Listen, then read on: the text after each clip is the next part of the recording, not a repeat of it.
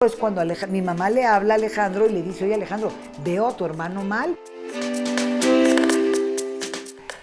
Ahí nos platicabas en esa ocasión cómo hay muchas mujeres que no lo logran y están empastilladas, medicadas, no quieren despertar, pues una depresión tremenda, ¿no? Y es la historia ahí de tantas y tantas mujeres que siguen ahí, Alejandra, y ahorita nos platicas de tus amigas y todo, pero quiero irme un poco hacia atrás.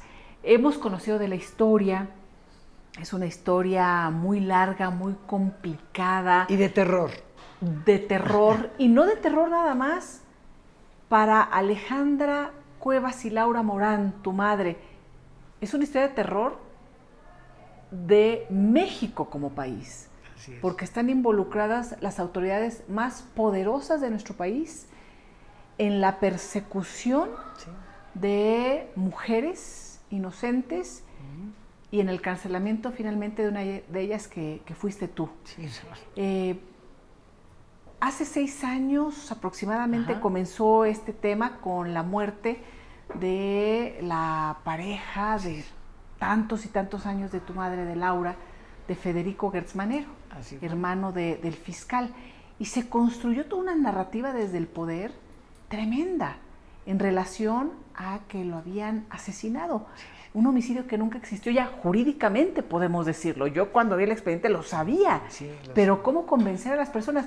Muchas me decían, bueno, sí hay irregularidades, pero fue maltratado el señor. ¿Qué les dirías a esas personas que se quedaron con esta idea de aquella foto que mostró Alejandro Gertz Manero con llagas y así tenían a mi hermano y lo maltrataban? ¿Qué les dirías? Pues mira, yo les diría que siempre tienes que ver las dos versiones, que es lo mismo que a mí me sucedió en la cárcel. Yo escuchaba la versión de ellas y veía su expediente y veía lo que les estaba pasando y decía, bueno, ¿qué está sucediendo? O sea, ¿por qué se basan nada más en lo que yo digo de ti? Tienes que oír lo que yo digo de mí.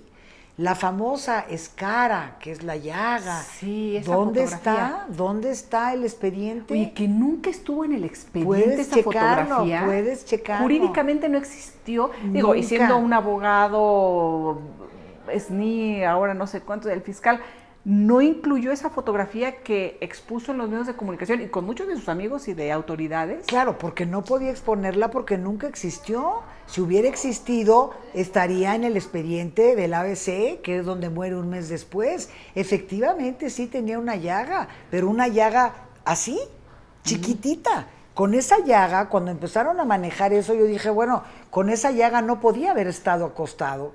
Una de las grandes amigas de Ana Paula, mi hija, tú la conoces, la mamá me contaba que tenía una llaga en el pie y que no podía soportar la sábana.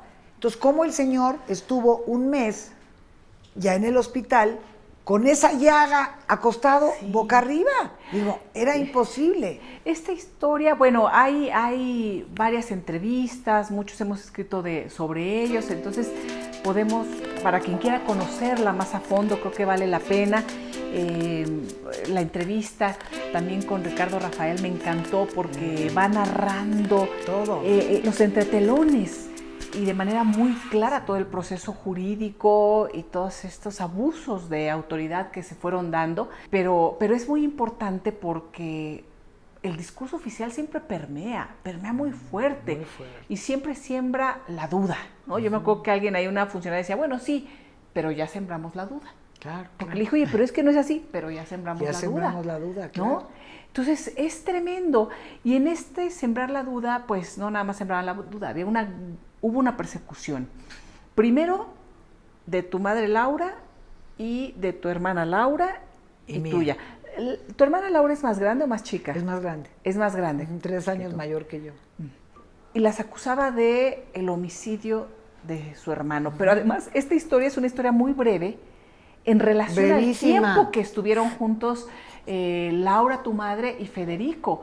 Fue realmente la parte final de la vida de Federico que fue muy, muy breve, ¿no? Muy breve, es que fue muy rápido. No fueron meses. Alejandro va por Federico para firmar unos papeles el 4 de agosto. 4 de agosto. Y ¿cuándo es esto? ¿En septiembre o en agosto? Creo que es septiembre. No, en septiembre muere, es agosto. 4 de agosto va por él y lo declara. Yo pasé por mi hermano. O sea, el 4 de agosto. 4 de agosto. Sí, porque muere el 27 de septiembre. Sí, pero el 4 de agosto va por su hermano, el hermano sale caminando, el hermano acababa de tener una caída de la cama, a la que mi mamá le dice, llévalo al doctor, déjame llevarlo al doctor, luego van a la firma de los papeles y Alejandro dice, no, yo tengo que ir con él porque es un asunto muy importante y ahorita que regrese, pues tú ahí lo llevas. 4 de agosto. ¿Ok? Y toda la bronca empieza el 24. O sea, han pasado 20 días que Federico caminaba, que Federico estaba bien. Perfecto. Y el 24, siempre. Y está todo en el expediente, lo puedes leer. El 24 es cuando mi mamá le habla a Alejandro y le dice, oye Alejandro, veo a tu hermano mal, ¿por qué no vienes a verlo? Que nunca iba. Y entonces llegó. Y es cuando narra que estábamos en una fiesta, toda la familia, y que su hermano estaba botado en un catre, y que no se le había dado nada, y que se ahogaba en sus flemas. Y yo digo, bueno, está bien que haya hecho teatro en una época de su vida, pero ¿de dónde sacó esa telenovela? ¿De dónde la sacó? Y tan se comprueba después que se encuentra en las facturas que se le había comprado una cama de hospital, ¿no? ¿Cuál catre abandonado? O sea... Y ahí empieza todo, que había habido omisión de cuidados, que porque nadie lo cuidaba. Pero ¿cómo? Como si fue un lapso muy pequeño. Y están contratados primero cuidadores y luego enfermeros. O sea, ¿en dónde está el descuido? Y además contratados por el propio Alejandro Gertz Manero. Eso ya vienen los doctores, eso ya es posterior al 24. Cuando mi mamá ve que Federico con esa caída empieza a estar un poco mal y todo, dice, ya necesita que alguien lo cuide. La conciencia, ¿verdad? A ver cosas que no eran. Entrevisté a tu mami y me platicaba cómo decía, es que me quieren secuestrar. Sí, los duendes. Los duendes, o sea, sí tenía ya... algún tipo de daño importante. Ajá, y ahí es donde deciden que tenga un cuidador, no enfermero. Conforme Federico va enfermando, te estoy hablando de esos 20 días, no vayas a pensar que 20 meses, 20 días. Dice, no, mejor ya que se tenga un enfermero por si hay que tener algún cuidado especial, ya se mete el enfermero. Cuando mi mamá lo ve muy mal, solo hay enfermero y bueno, ya hay enfermeros, ya no hay cuidadores. Y mi mamá había visitado 1 o 2 médicos anteriormente. Y ahí está cuando dicen, es que ella siempre lo acompañó a los médicos. Y vienen todas las declaraciones del chofer que dice, pues la señora nunca acompañó, éramos la señora Laura, el señor Federico y yo los que íbamos al médico. Una sola vez lo acompaño y lo acompañó precisamente a ver a un neurólogo. Porque yo digo, bueno, esto ya está muy raro, ¿no? Sí. Entonces, eso no sucedió.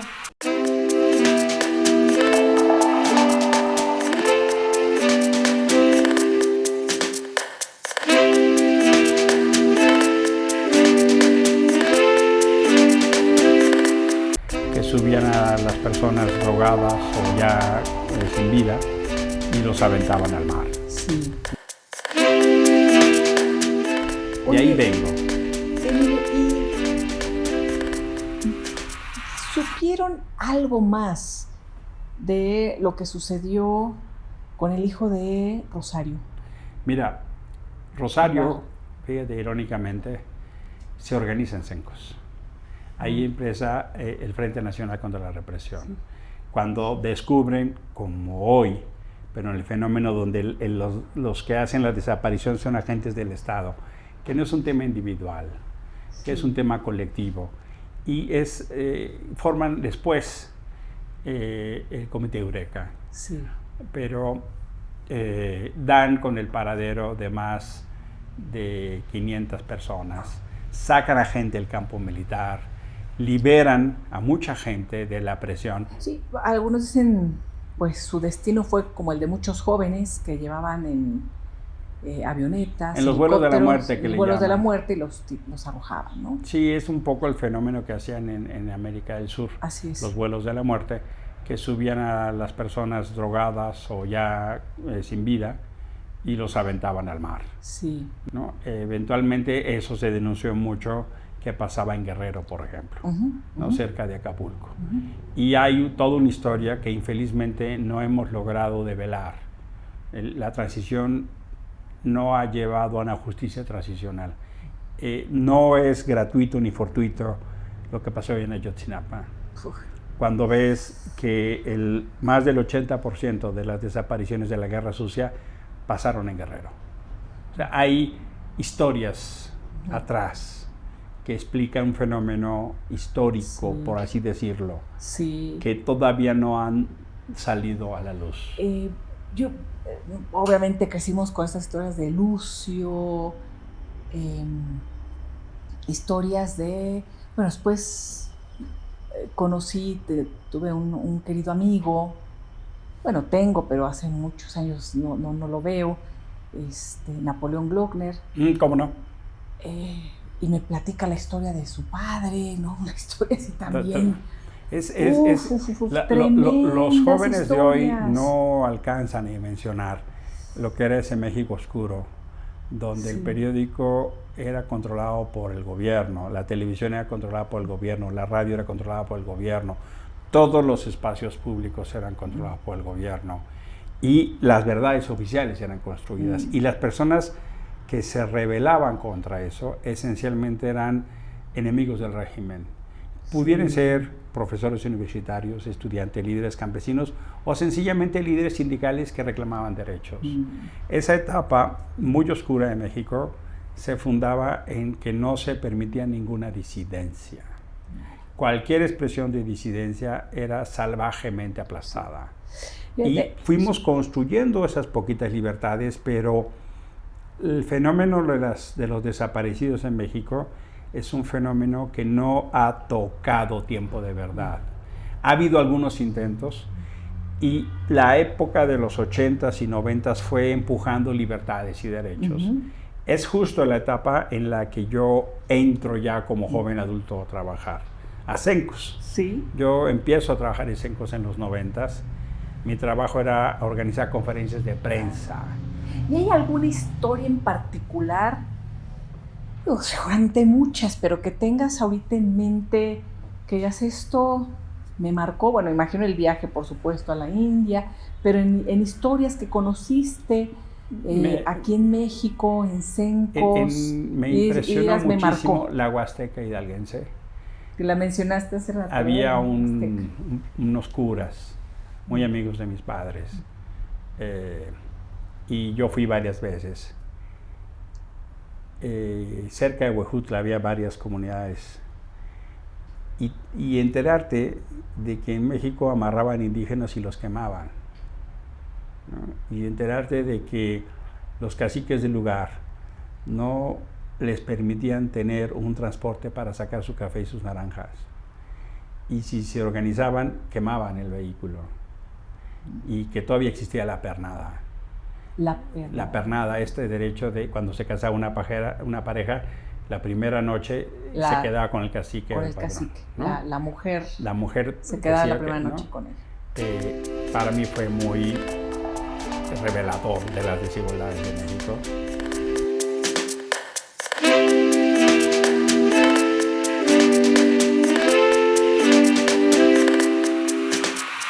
Bueno, voy a referir una anécdota. A ver, sí. Cuando tenía yo alrededor de 10 años, pues estuve en una casa que luego supe que era una casa de mala nota.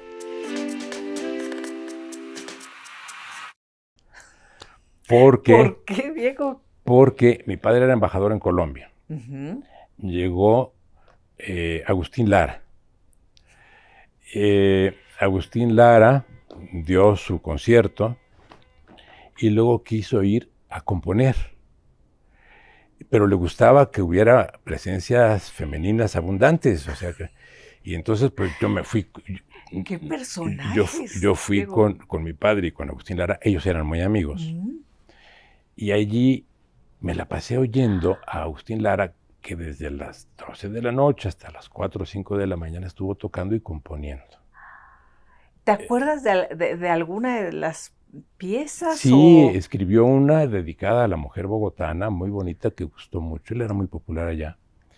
Y cuando ya a las 5 de la mañana lo llevamos a su casa, al Hotel Tequendama, donde se hospedaba, se quitó un anillo con un zafiro y me dijo: has sido muy aguantador, has resistido una velada que es la primera de tu vida y te regalo mi anillo. Y ahí lo tengo todavía. El anillo de un el zafiro. Flaco de Oro. De Flaco de Oro, sí.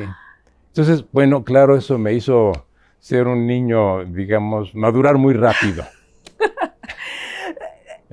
Cuando tu padre era embajador en Portugal, ¿tú estudiaste en Lisboa? En ¿Es Lisboa. ahí cuando estudias en Lisboa? Así es. Originalmente había pensado ir a Coimbra. Sí. Pero ya Coimbra no era lo que su fama denotaba. Todo el profesorado de Coimbra se había trasladado a Lisboa, entre otras cosas porque el dictador Oliveira Salazar había sido profesor de economía, era abogado, pero había sido profesor de economía en Coimbra y se había llevado toda su generación a Lisboa.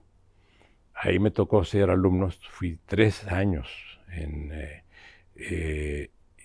Introducción al Estudio del Derecho, en Derecho Constitucional y en Derecho Administrativo, de Marcelo Caetano, que luego fue el sucesor de Oliveira Salazar y fue a quien derrocaron con motivo de la Revolución de los Claveles.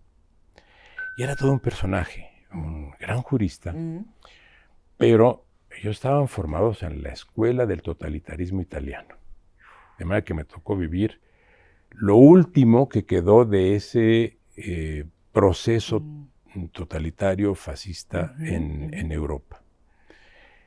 No tenían las características excluyentes de Mussolini ni de Hitler, pero ¿qué te diré? Oliveira Salazar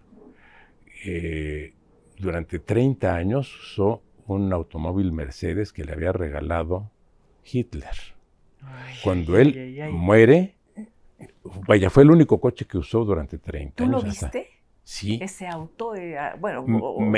Me tocó por lo menos un par de veces ir atrás de ese auto. No llevaba nunca escolta. ¿Tú imaginas a un jefe de Estado y de gobierno? Bueno, no era jefe de Estado porque había presidente, un jefe de gobierno en el siglo XX, que sube por primera vez al avión cuando tiene 60 años o más, en el año 63. Ese era el nivel de profundo conservadurismo. Y Caetano, que fue mi maestro, y luego sucesor de Salazar, era un hombre muy conservador, corporativista, pero muy respetuoso. Y entonces teníamos diálogos, nos hicimos buenos amigos. El creyente, yo ateo. Sí. El corporativista, que es el corporativismo primo hermano del fascismo. Y yo, pues, formado en una escuela de jacobinos, como ya te dije, pero le interesaba conocer la experiencia constitucional mexicana. ¿Regresas en el 68? Regreso a fines de 67, de manera que ya en 68 estoy en la Facultad de Derecho y puedo intervenir con la intensidad que en ese momento me permitía el ser uno de los 2 editorialistas más jóvenes de Excelsior. El otro era Samuel del Villar. Los 2 fuimos aceptados, invitados por don Julio Scherer García para escribir sobre la universidad. Oye, Diego, ¿y te toca después todo este golpe a Excelsior? Sí, claro. Y me tocó vivir, bueno, el golpe a Excelsior y muchas otras cosas. Me tocó vivir también, pues, el terrible problema del Jueves de Corpus. Sí. De manera que sí fue una generación que vivió estos estremecimientos enormes, pero que tuvieron un buen punto de arribada con la reforma de 1977, porque quien estaba consciente de que en el país se habían desencadenado las furias fue Jesús Reyes Heroles, a quien me tocó también tratar mucho cuando era secretario de Gobernación y en ese periodo precisamente.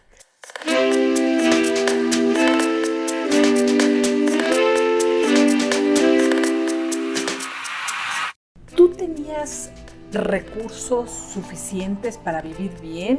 No, hombre, vivíamos ahí en la penumbra y Pero siendo de una familia de muchos recursos. No, siempre muy austero. Vivíamos en un 4º piso sin elevador, me acuerdo. Oye, ahí. por cierto, ¿Casa Madero de quién es?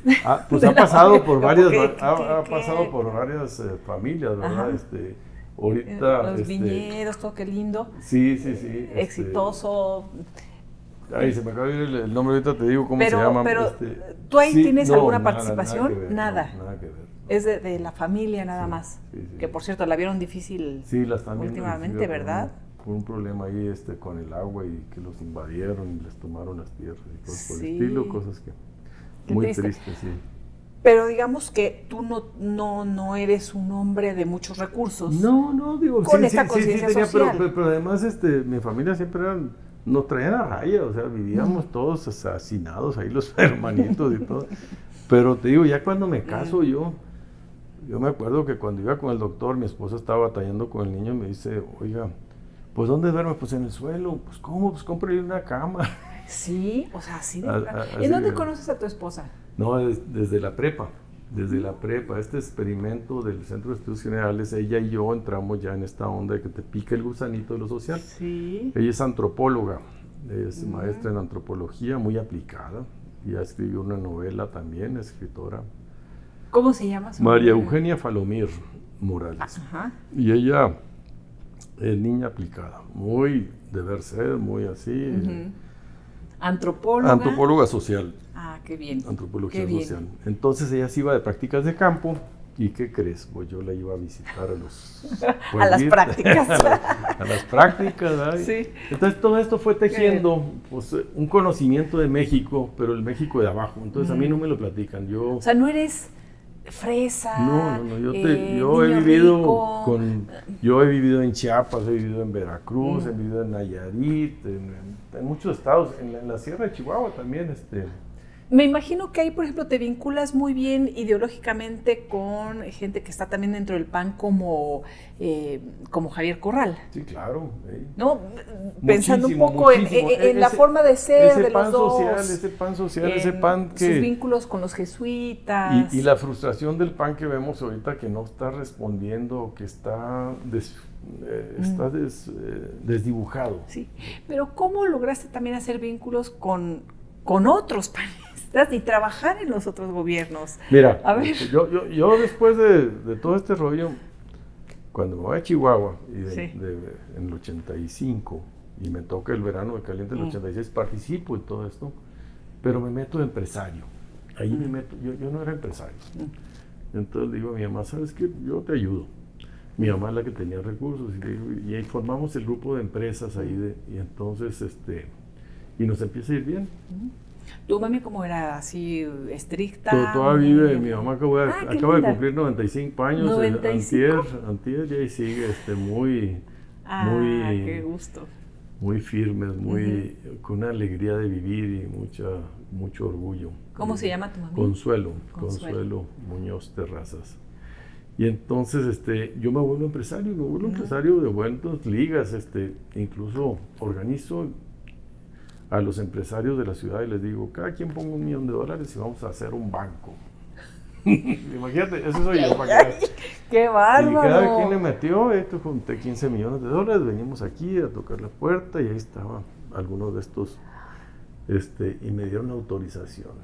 Y yo iba a hacer ahí el chipocludo, imagínate, ahí no me estarías entrevistando, ¿no? Pero se vino la devaluación y dijimos, ¿sabes qué? No conviene ahorita, entonces mejor le regresamos a cada quien su lana y seguimos tan amigos. Pero sí fuiste Pero muy yo fui emprendedor y te presidente vieron. Fui presidente de Desarrollo Económico de Chihuahua, Sí. presidente de Desarrollo Rural. O sea, lo de hiciste Chihuahua, bien porque sí. te convocaron Y para eso. formé ese grupo, pero cuando yo era empresario, Pancho Barrio gana como gobernador y me invita a su gabinete. Y entonces yo le digo a mis hermanos, ahí están, síganle ustedes y yo me meto a la política. Y cuando Barrio me invita, entonces pues ya me meto de lleno a pues ese sueño del PAN, pero perdemos la elección en el 98. Termina el proyecto 92-98 con Francisco Barrio, que fue una buena experiencia.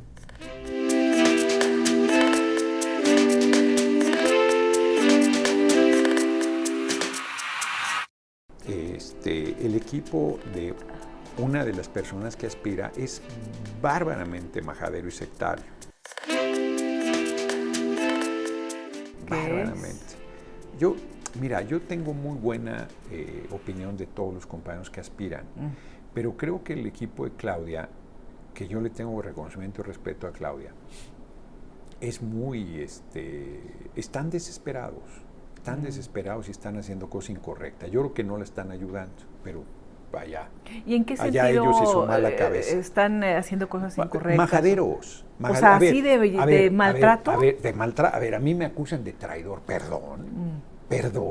Son tan burdos. O sea, ¿quién les va a creer eso? ¿No? Dicen que coincido en todas las votaciones con Acción Nacional. Por favor, pues que se vayan a ver las votaciones. Pues si alguien trae frito a los paniaguados soy yo. ¿Y quién? O sea, ¿quién está fomentando eso? Pues para qué decir los nombres, hombre. Pero sí es un equipo ahí de apoyo de ella. Muy sectario. ¿Y qué opinas del tema Ebrard, por ejemplo? Comentaste ahorita de Mira, Monreal, yo creo que ¿verdad? Marcelo se equivocó en plantearlo el piso parejo, porque no hay piso parejo, no puede haberlo. A ver, pero ni siquiera es una cosa incorrecta. Pues Marcelo Ebrard es un extraordinario canciller. Ya quisiera yo la cancillería para un domingo, ¿no? Se le da una ventaja obvia. Además, ha hecho muy bien su trabajo. Sí, es un político de mucha experiencia. Toda la vida. De mucha experiencia y de mucha capacidad. Y además está ni mandado a hacer la cancillería para él.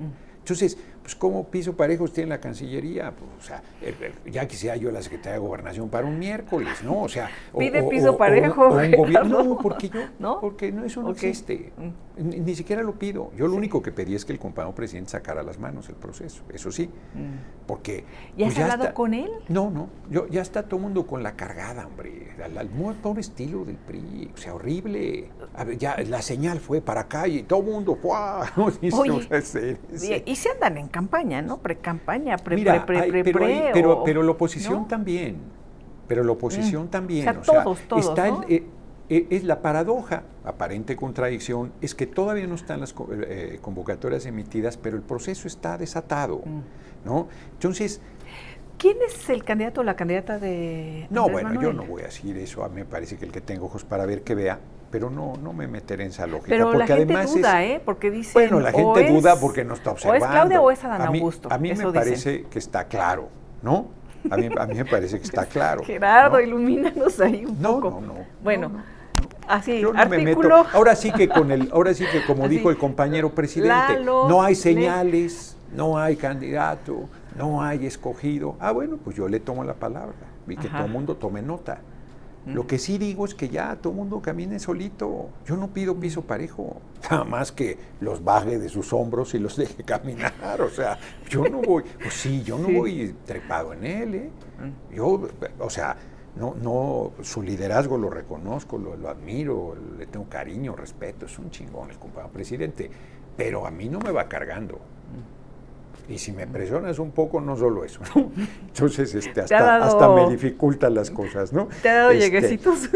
No lleguecitos, pero digamos que a mí no me va cargando, ¿no? No podrían otros compañeros a los que les tengo cariño y respeto decir lo mismo. Sí. La respuesta sería entonces para una propuesta, digamos, es que se haga como primero, la unidad. La unidad, o sea, cuidar la unidad. O sea, que sean estos 5 candidatos, candidatas y abierto al pueblo. Eso sería lo ideal, pero ¿quién va a hacer la elección? Sí. ¿El INE? No, está complicado, ¿no? Entonces, yo lo que le digo a la gente es que se manifieste. Además le pido cosas muy sencillas, que ponga una cartulina en su casa, Noroña, o Chingoleón, o Charro Negro, como quieran. ¿Por ¿no? qué, Entonces, ¿por qué Changoleón? Por la majadera de la senadora María del Carmen Telles, que mira, si yo le hubiera dicho changaleona, violencia política de género, me hubieran hecho pedazos, pero ella te puede decir cualquier cantidad de majaderías en un debate. Rompieron ya totalmente. Tú te acuerdas que yo no tenía buena relación con ella porque es muy reaccionaria cuando coincidimos en SDP. Ajá. Y luego nos acercó a Arriola y nos hicimos cuates. Sí. Pero la mujer, o sea, es de un oportunismo feroz y de un racismo y de un clasismo majadero. Hubo un video en donde reclamas a una señora y se volvió también así como viral de qué violento Gerardo. ¿Qué pasó ahí? Ese es un video sacado de contexto de 2019 en un recorrido mío por Iztapalapa, donde discuto fuerte con un par de personas de mi edad, dicen viejitos, pues de mi edad, pues sí, ¿no? Pero además no pone el video completo, que luego le dan un manazo a Aura que iba grabando y sale volando el teléfono y que yo no agredí nunca. Yo puedo discutir muy duro y estaban diciendo majaderías del compañero presidente y de Claudia Sheinbaum y yo los estoy defendiendo. Y los que hicieron la edición de ese video y lo enderezaron fue gente del equipo de Claudia Sheinbaum. Fíjate qué nivel de perversidad. La estoy defendiendo y la defiendo siempre. Y los tipos, como va creciendo mi presencia, entonces usan ese tipo de cosas. Ese video a mí me hizo daño anímicamente. Pero fue interno. Fue interno. Esa manipulación. Claro, y lo reviven, Claudia, y lo reviven, y lo reviven. Ese es un video, nunca le ponen fecha. ¿Por qué anímicamente te afectó? Me hizo mucho daño porque me di cuenta que era de compañeros. Ya a estas alturas ya tengo la piel curtida y espero cualquier canallada de cualquier lado, ¿no? Pero en ese momento sí dije yo, uy, qué fuerte. Pero pues, las revoluciones devoran a sus hijas y a sus hijos, entonces no habría tampoco sorpresa en ello. ¿No te ha cambiado de poder? No, para nada, al contrario. Yo creo que en 2009 sí me hizo daño, porque en 2009, entre que fue muy dura la confrontación y que fue mi primera experiencia, pues sí, como que el poder, decía mi abuela, a los inteligentes los nubla y a los pendejos los vuelve locos. ¿A ti entonces, te no, nubló? yo soy inteligente, entonces, ¿no? Ay, perdón que lo diga. Sí, pero sí te hace daño. ¿Y en qué sentido? ¿Dónde lo notaste? No, bueno, sí te vuelas, hombre, sí te vuelas.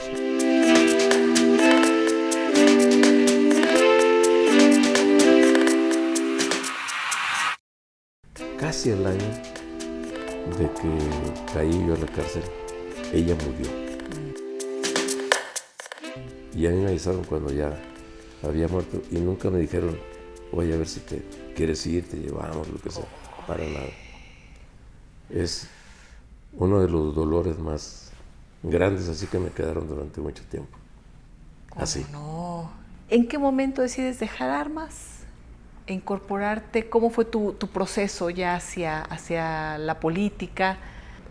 Cuando ya salimos de la cárcel, seguimos en la actividad, nos les desaparecimos a la policía porque teníamos que ir a firmar, todos los que salimos amnistiados, de todas maneras había que ir a firmar cada semana. ¿Mataste?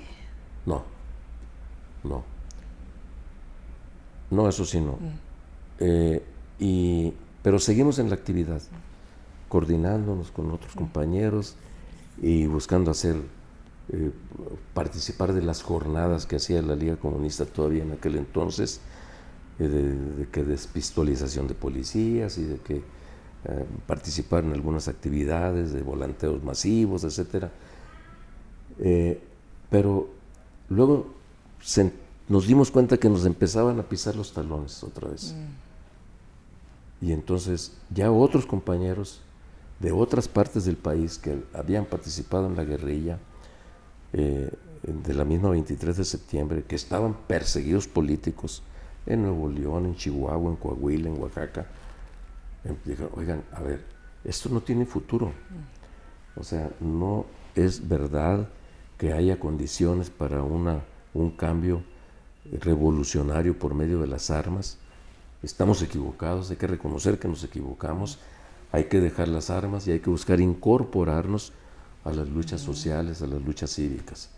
Y entonces nos llegamos a juntar en un, llamamos Congreso Nacional, éramos 10, 12 cabecillas de grupos, en una cueva acá en un lugar de la Sierra de Hidalgo, y estábamos terminando el congreso que hicimos de fundación de ese nuevo grupo, justamente a finales, el último día de agosto de 1976,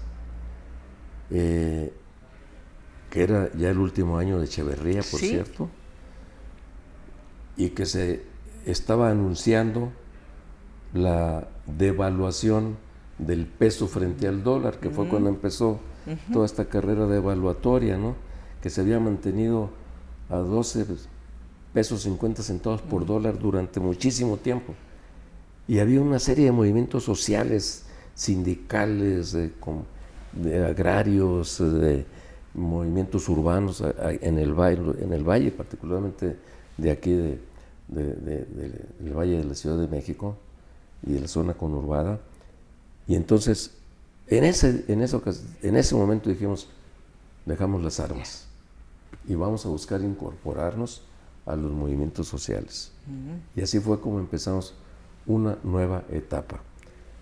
Nos ayudaba gente que todavía seguía ahí, haciendo cosas, recuperando recursos, y todavía nos hacía financiaban llegar para financiar nuestras actividades, y luego con guardaditos que habían quedado de años anteriores, pues fue que logramos subsistir una buena cantidad de tiempo hasta que nos empezamos a vincular a movimientos sociales y empezamos a entrar en contacto con otros grupos que ya estaban allí metidos en la lucha, pues no armada, pues, ¿no? Sino, pero también en la clandestinidad, porque la guerra sucia y la persecución no distinguía entre los guerrilleros, luchadores sociales, dirigentes, etcétera. Todos eran enemigos de la democracia, sí, ¿no? Eran agentes de Moscú, y entonces, sí, y dirigente que agarraban, activista que agarraban pintando bardas, distribuyendo volantes de apoyo a alguna huelga obrera, etcétera, o desaparecido, o apaleado, o encarcelado.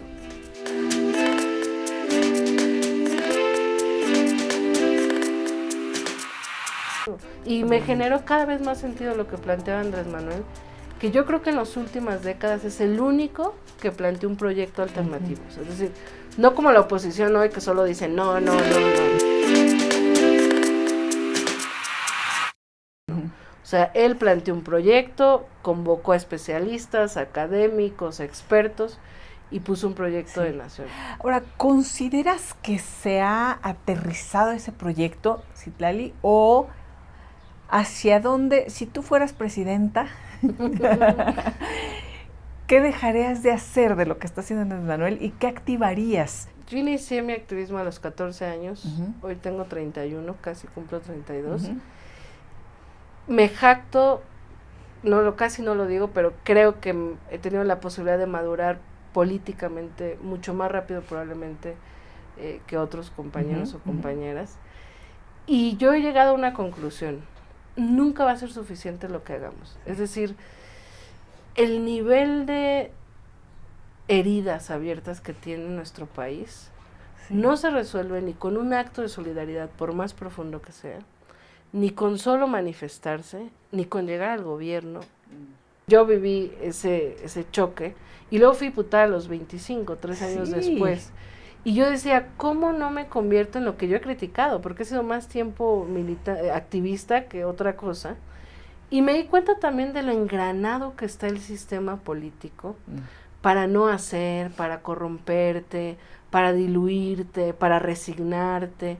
¿Cuántas personas iniciaron en este país luchando por un México distinto y terminaron plegados al sistema, o terminaron desistiendo? O el gran capital político, recordabas a Vicente Fox, ¿no? Con ese impulso, ese capital con el que llegó, con toda esta idea de transformación, con quienes se sumaron. El propio Porfirio estaba ahí pues en el equipo para implementar lo de la reforma del Estado, o sea, tantas y tantas ideas, tantos esfuerzos, y no fue. Pero abonan. Yo creo que el tema es que a veces creemos que todo es inmediato. Oye, ¿y estás tú dispuesta también a dedicar tu vida a esto? O en algún momento dices, bueno, sí, pero también pues la parte personal, ¿no? Porque pues es entregar el 100%. El 200%, ¿no? O sea, no hay manera. Mira, yo no quiero hacer carrera política, pero sí carrera militante, que es muy diferente. Es decir, cuando te aferras a otro cargo y otro cargo, creo que ahí es donde también te pierdes, ¿no? yo he decidido que voy a luchar hasta el final de mi vida, ¿no? En Morena o en cualquier otro espacio que existe, si después no es Morena, o si un día regresa los personajes del viejo régimen, que espero que no toco madera, pues desde la oposición. Es decir, yo tengo esa claridad. Pero es que también han llegado a Morena. Claro. Los personajes del viejo régimen. O sea, eso es lo que me Morena, refiero. O sea, ¿en qué momento? Morena vive un momento interesante. Aglutina todo, ¿no? Yo creo que Morena vive o sea, un de momento... pronto está así la derecha yunquista, ¿no? Que ya llega Morena, y de pronto es que con Manuel Espino, ¿no? Que han dicho, bueno, pues sí es una, ¿no? Claro, y también está pues, el propio Bartlett, o sea, los priistas de Hueso Colorado, del fraude del 88, por ejemplo, ¿no? Cabe todo, ¿no? Y las personas que han estado militando, como tú, o los jóvenes, son muchos, Morena. Sí, porque queremos transformar este país, y porque a mí me parece que llevamos, y pensamos, del 68 al 2018, pasaron 50 años de un pueblo sin banderas, sin partidos, un pueblo por encima de cualquier diferencia, que siempre quiso un cambio. Es decir, en el 88 votaron por Cuauhtémoc Cárdenas, yo todavía no nacía, hubo un fraude electoral. En el 2000 la gente votó por Fox creyendo que era un cambio, y resultó ser más de lo mismo. ¿Por quién votaste en el 2000? Yo no voté en el 2000, no podías, no podías. No, claro, yo solo votaba por Andrés Manuel. Claro. Estoy haciendo cuenta, no. En el 2002, en el 2006. O ibas al ejercicio de los niños que votaban, ¿no? Sí, no te tocaba esos ejercicios. Sí, iba. Sí. En el 2006, yo tenía 16 años, no voté, pero estuve en las luchas contra el fraude, porque lo sentí como si yo hubiera votado. Sí. Pues hubo un fraude electoral. En el 2012 hubo la más grande compra de votos que hayamos visto. O sea, fue hasta el 2018 que este ánimo del pueblo de cambio, que se manifestó en distintas etapas, pues se concretó con Andrés Manuel López Obrador, como se pudo haber concretado con Cárdenas, o si Fox realmente no hubiera sido más de lo mismo, que ya lo sabíamos algunos, pues hubiera sido el cambio concretado con él. Se concreta con Andrés Manuel. Y por supuesto en 50 años están los priistas que venían desde una lógica nacionalista. Yo creo que Bartlett, más allá de toda la trayectoria, cuando tienes una trayectoria tan larga, un juicio único puede ser equivocado, pero Bartlett es un nacionalista, siempre ha defendido la energía, por ejemplo, ¿no? Hoy es uno de los principales defensores de la reforma eléctrica, que es lo mismo que siempre ha defendido, ha luchado contra la privatización del petróleo, etcétera. Entonces igual hay expriistas que vieron la degradación del PRI, nacionalistas de centro, igual hay expanistas que lucharon por la democracia, que creen en el dogma panista. Ahora, también oportunistas. Bueno, y hay muchos oportunistas, por supuesto, porque Morena creció muchísimo, y viene de una lucha de izquierda. La gran mayoría de los que estamos, venimos de la lucha social, del movimiento, y claro, después del 18, después del 15, de 2015, que tuvimos el primer gran triunfo en las elecciones intermedias, y en el 18 más, pues llegaron muchos oportunistas, sin duda. Pero a mí me parece que ahí está el reto, y es una de las principales razones por la que yo decidí dejar el Senado y venir al partido. Yo creo que Morena no puede echarse a perder, Morena no puede perder la esencia con la que creció, ser un partido diferente, construir una cultura política distinta, no replicar los vicios de la política tradicional, la revolución de las conciencias, la organización de la gente. Pero estamos en un momento, y esa paciencia quizás la he ido adquiriendo, donde lo viejo no termina de morir y lo nuevo no termina de nacer. Si Morena en su esencia triunfa, a pesar del oportunismo que hay, que es minoritario, y la esencia de transformación, la esencia de hacerlo distinta, predomina, yo creo que Morena va a ser un partido como se pensó desde su origen. Si Morena es cooptado por el pragmatismo vulgar, por el oportunismo, por la falta de principios, por la falta de ideales, pues se va a descomponer, como se han descompuesto todos los partidos en este país.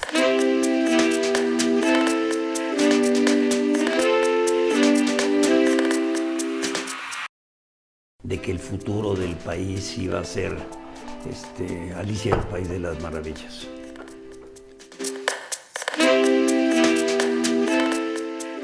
No me meto. Y lo cometieron. Y lo cometieron. con qué presidente se ha sentido más identificado? Luego me ofrece, A ver, déjeme a ver, que le sí, cuente sí, por también favor, esta sí. anécdota Sí. para que ilustrar hasta dónde Sí. llegué. Me ofrece López Portillo ser candidato a la gobernatura de Sinaloa. Estaban cuando me lo ofrece, Sí, todavía no es la vez que ganó. No. Es todavía un sexenio antes. Antes, sí, Así sí, es, sí. así es. sí, me lo ofrece delante Miguel de la Madrid, de Ramón Aguirre, Carlos Salinas, etcétera. Me dice, Paco, me dijo, ¿usted quiere ser gobernador de Sinaloa? Le dije, la verdad sí, presidente. Me dije, pero no estoy listo. Me dijo, ¿qué? Me dijo, ¿que no está usted qué? No estoy listo, presidente. ¿De verdad? Y me dijo, ¿cómo que no está listo? Porque además- Bueno, además me regañó, ¿cómo que no está listo?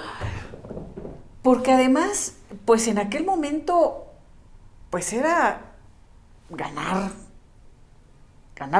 O sea, no había mayor... Empezaba a surgir la oposición y con la ley Lope, cuando se empieza a abrir en el Congreso, las modificaciones. López Portillo fue candidato único. Yo recuerdo, Entonces, y además hizo campaña.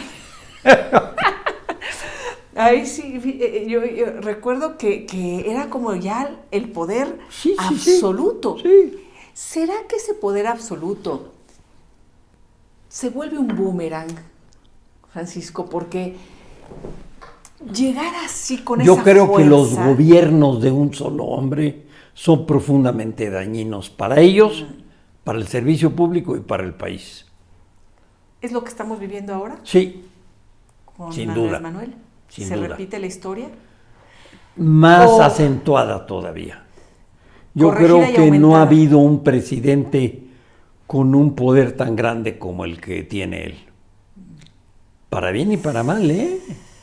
Porque de repente se le ocurren cosas que son francamente inconsistentes, dañinas, no bien estudiadas.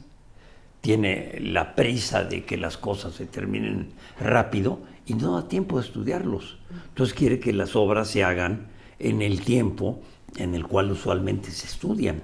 Bueno, y esto, la falta de contrapesos de alguien que diga, hey, espera, no, por aquí no, por acá, tranquilo. No sé, me parece que es, por eso me refiero a que puede ser un boomerang. Yo pensando en José López Portillo, lo hemos platicado aquí con algunos otros entrevistados que han coincidido en este tema en que López Portillo era un candidato muy poderoso, muy...